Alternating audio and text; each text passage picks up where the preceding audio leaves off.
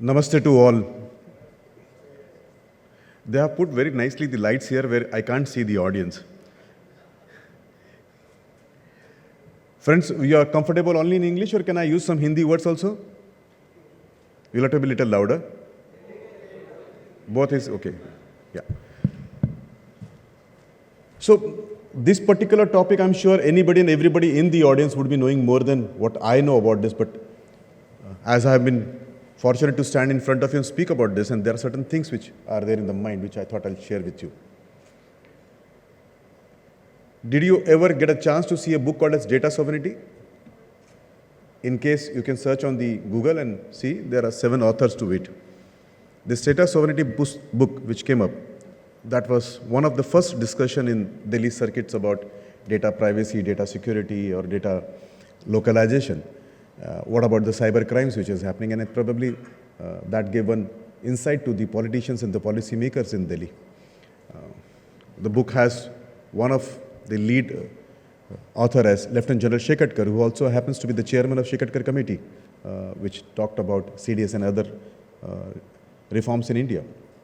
It has Lieutenant General Vinod Bhatia, who was the only person who could go and save another country's president. So if you see Operation Cactus, he was one of them who actually protected that country's president when there was a coup in that particular country, that you can search out.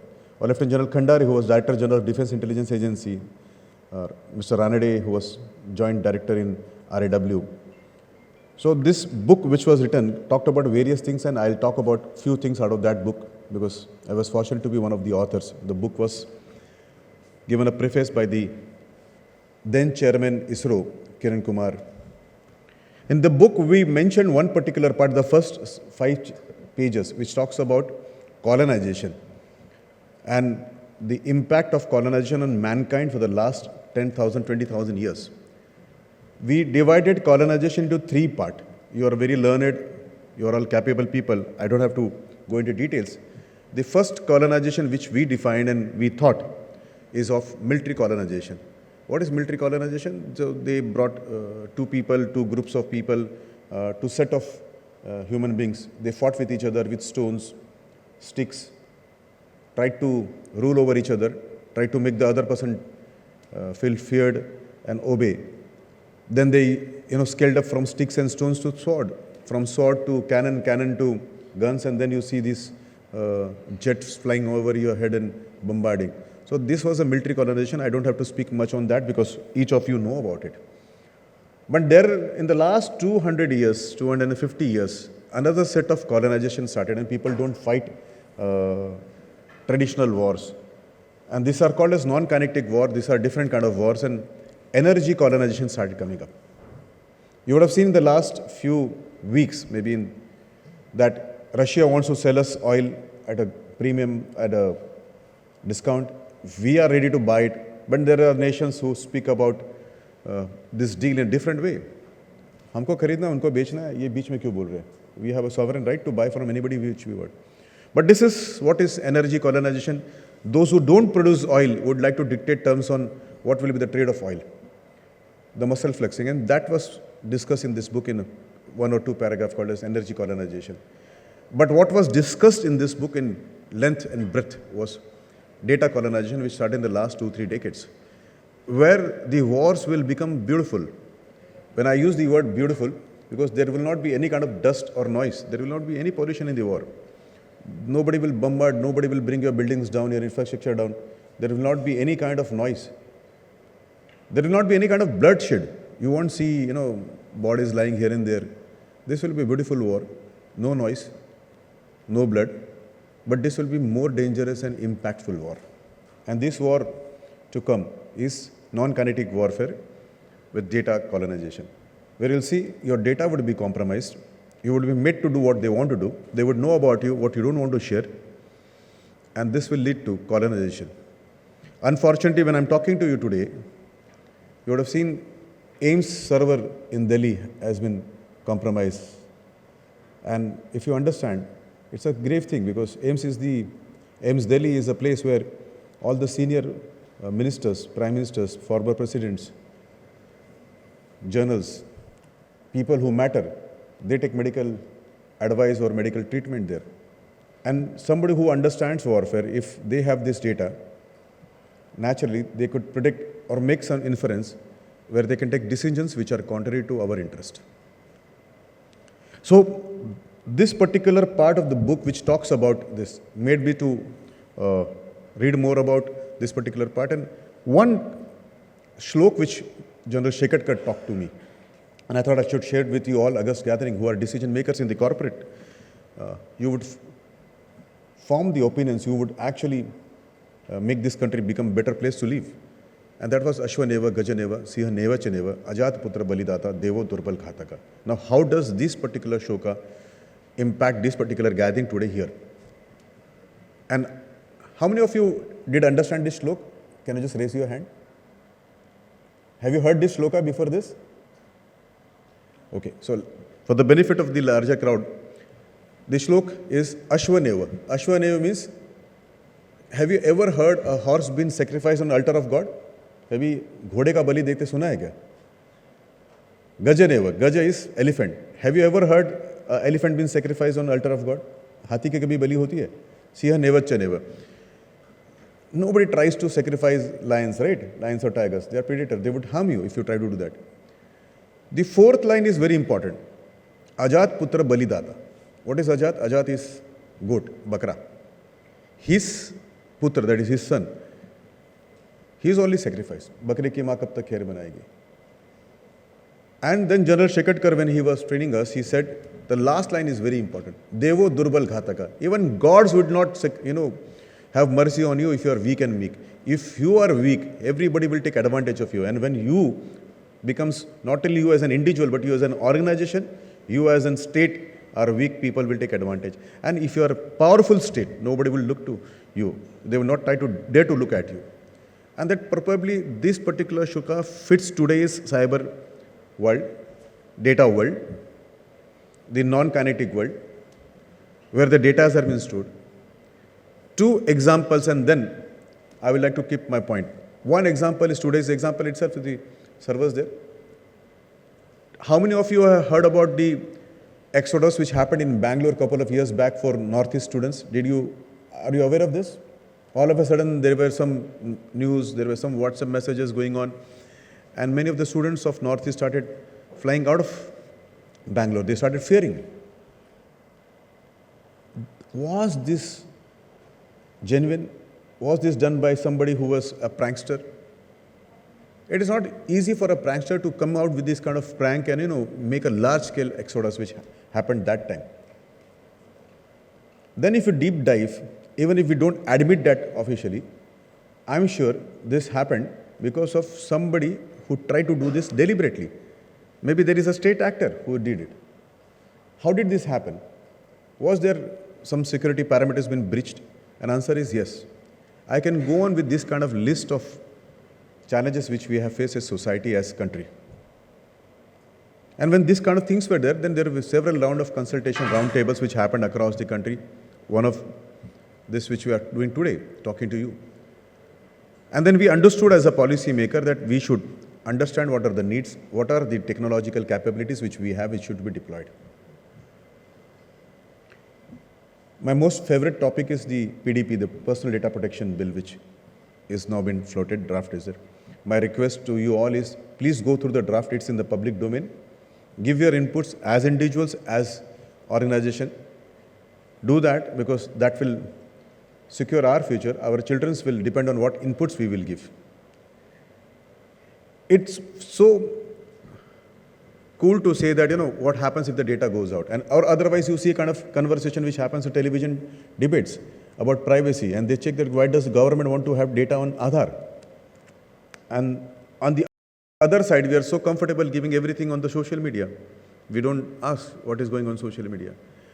As an organization, we store things, and I was just standing outside before this conversation started with a young gentleman talking to me and saying that we sell hardware because, you need a green certificate.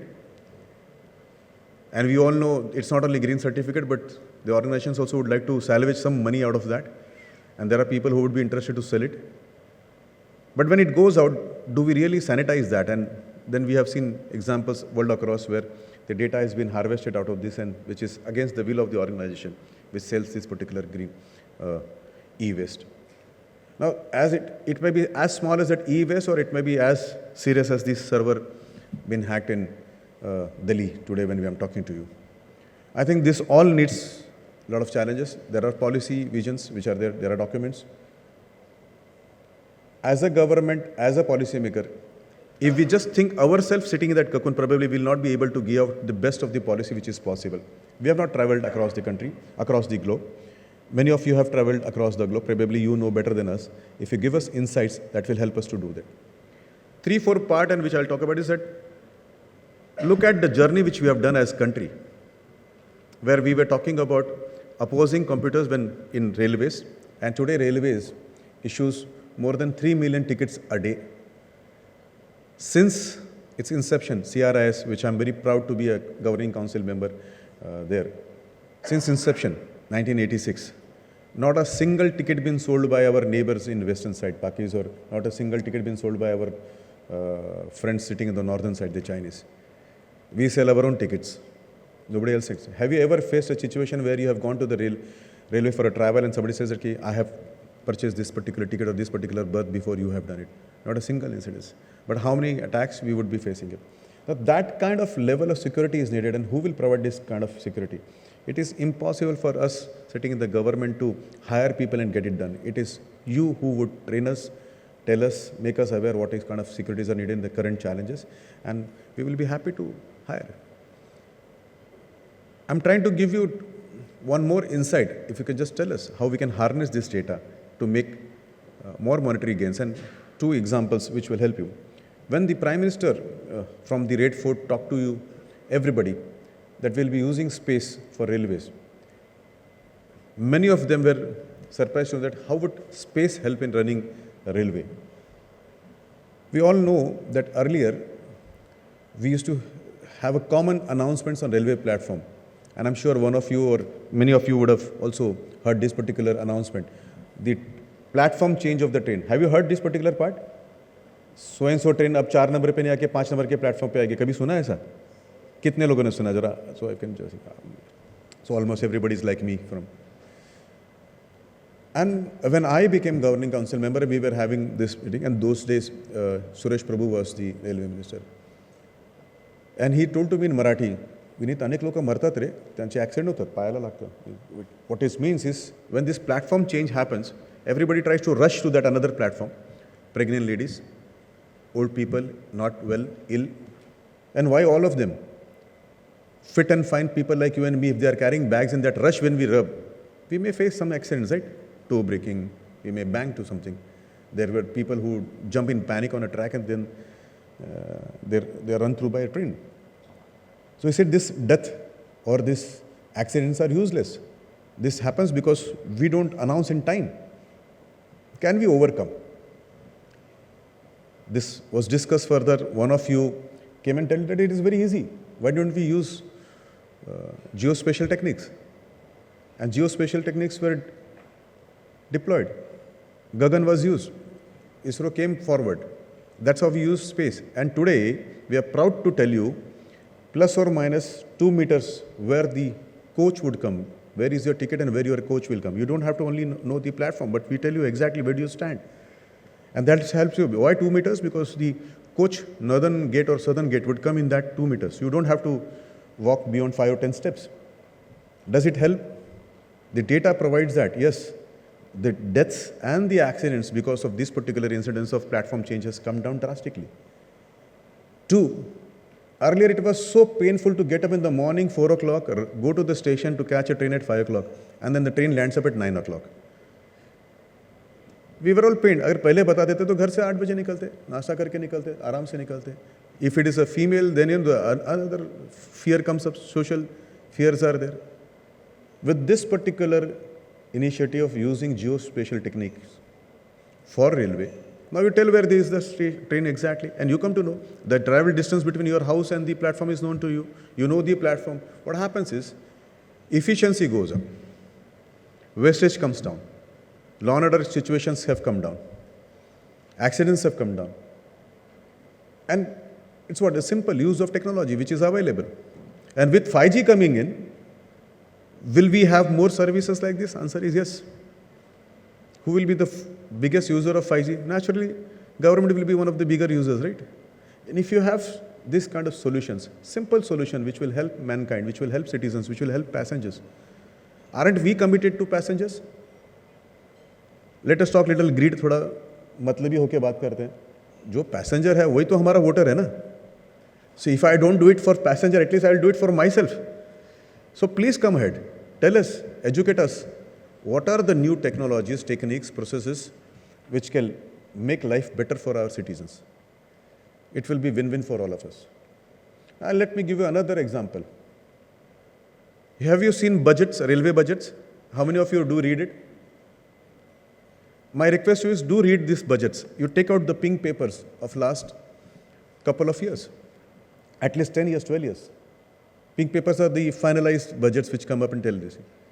And if you see, one of the big components from 2005 to 2014 was the cost, capital cost incurred on coaches, wagons, the rolling stocks. So they are mentioned as rolling stocks. Rolling stocks can be, if there are passengers, then it becomes coach. If there are goods, then it becomes wagon or a liquefied this thing. So then it becomes tanker. Because there is always a shortage of capacity.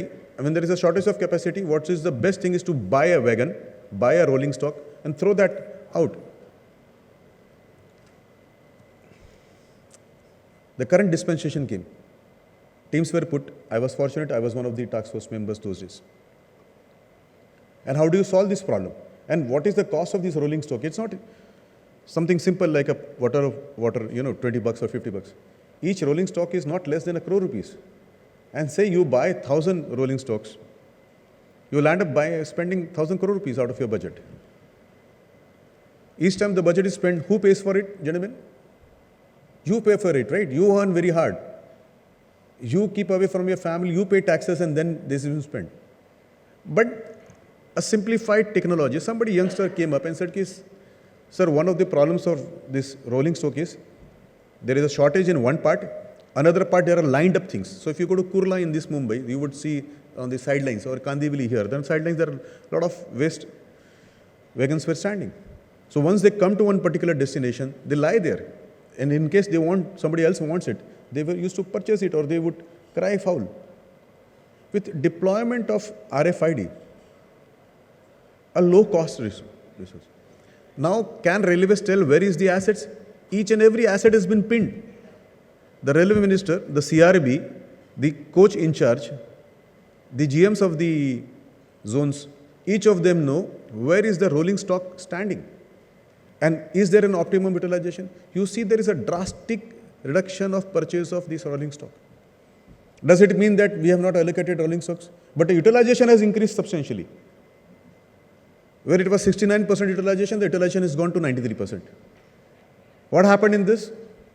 Thousands of crore rupees have saved in the purchases. When purchases are reduced, I don't want to shy out even if the cameras are on. Then transparency is better. The opportunity to do corruption is less. You become a better government. You become a better governed society. And those who need that machine gets that machine. So two simple use of technology, geospatial and RF, change the way budgets of railway change. Now there are challenges which have to be faced. And I see on my screen one challenge that the time is now 0 minute. So I better wind up. So in my last 2 lines, I still remember one line which my father taught in Hindi. If you permit, I'll tell you. He read this poem somewhere and he then in turn came and showed it to me and made me to by heart, and I still remember after 30 years. He said, निर्माणों के पावन युग में चरित्र निर्माण ना बोले, स्वार्थ साधना के आंधी में वसुधा का कल्याण न बोले. निर्माणों की पावन आंधी means in the time of infrastructure and construction and progress. And we are the best citizens, we are the best generation of this motherland. We are enjoying best. I have used the dial phones, and today I use dial-less, voice-based phones to call up. So, निर्माणों के पावन युग में चरित्र निर्माण, character building is very important, and I'm very proud that my Prime Minister, my ministers, and our team have the best characters, and you don't find a single of us embroiled in anything. That is the best thing which we have done while we are doing this service. And lastly, he said, Vasudha ka kalyana na bhule. Don't forget to serve this motherland. This is our great motherland, we should do it. And I'm sure you all will help us to make our citizens better. Thank you very much for giving this opportunity to me. Bharat Mata ki Jai.